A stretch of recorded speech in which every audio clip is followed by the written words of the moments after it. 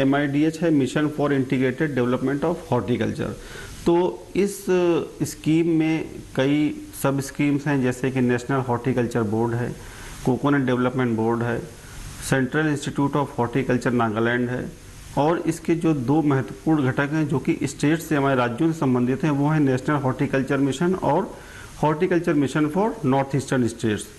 तो ये 5 घटक हैं हमारे MIDH स्कीम्स के।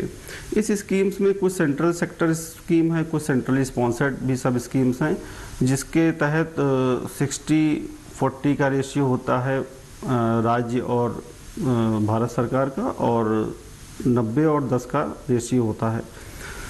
और जो सेंट्रल सेक्टर स्कीम होती हैं वो 100% फंडेड होती हैं भारत सरकार द्वारा। इस स्कीम में, हमारे स्कीम में फलों, सब्जियों और फूलों का विवरण पूरा स्कीम में दिया हुआ है।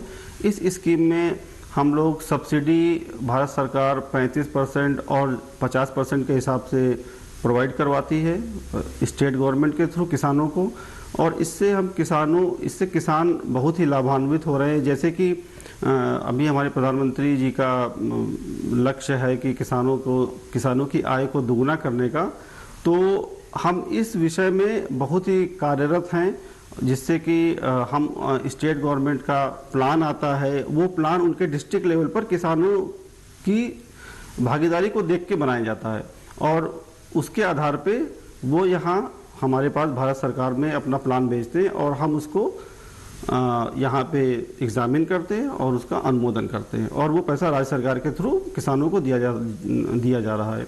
इसके अलावा हमारे सेंटर ऑफ एक्सीलेंस भी अलग अलग स्टेट्स में, अलग अलग राज्यों में खुले हुए हैं, जो कि इंडो इजराइल और इंडो डच के तहत बहुत ही सफल उनका क्रियान्वयन हो रहा है। अभी तक 44 सेंटर ऑफ एक्सीलेंस हैं, जिसमें 37 इंडो इजराइल के तहत और बाकी 7 इंडो डच के तहत कार्यान्वित हो रहे हैं। तो इस सेंटर ऑफ एक्सीलेंस के तहत हम लोग किसानों को ट्रेनिंग देते हैं, उनको डेमोन्स्ट्रेशन कराते हैं, उनको प्लांटिंग मटेरियल उपलब्ध कराते हैं। तो इस तरह की बहुत ही अच्छी योजना चल रही है।